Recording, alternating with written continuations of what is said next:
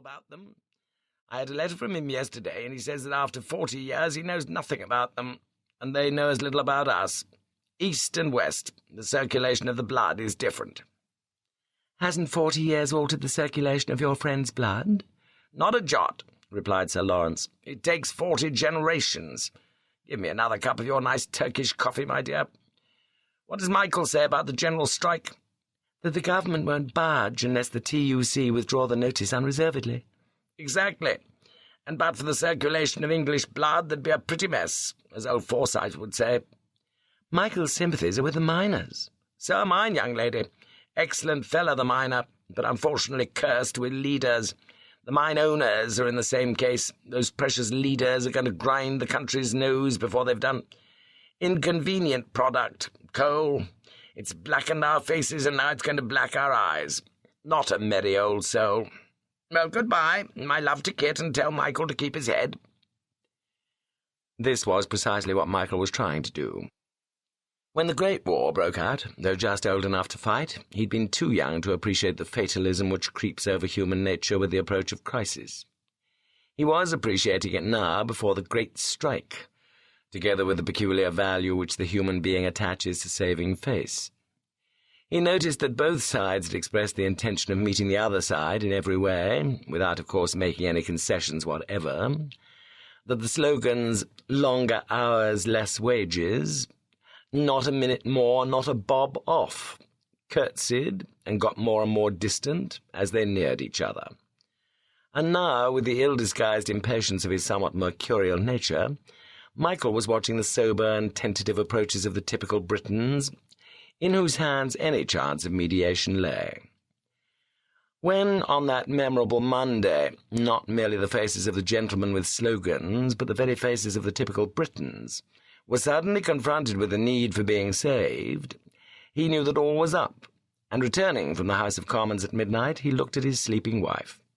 Should he wake Fleur and tell her that the country was for it, or should he not?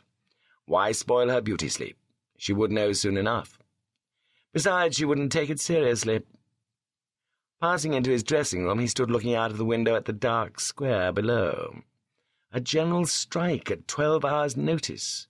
Some test of the British character. The British character? Suspicion had been dawning on Michael for years that its appearances were deceptive, that members of Parliament, theatre-goers, trotty little ladies with dresses tight blown about trotty little figures, plethoric generals in armchairs, pettish and petted poets, parsons in pulpits, posters in the street, above all the press, were not representative of the national disposition. If the papers were not to come out, one would at least get a chance of feeling and seeing British character. Owing to the papers, one never had seen or felt it clearly during the war, at least not in England. In the trenches, of course, one had. There, sentiment and hate, advertisement and moonshine had been taboo, and with a grim humour the Briton had just carried on, unornamental and sublime, in the mud and the blood, the stink and the racket, and the endless nightmare of being pitchforked into fire without rhyme or reason.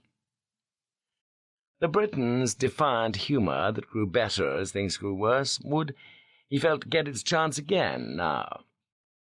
And turning from the window, he undressed and went back into the bedroom. Fleur was awake. "Well, Michael?"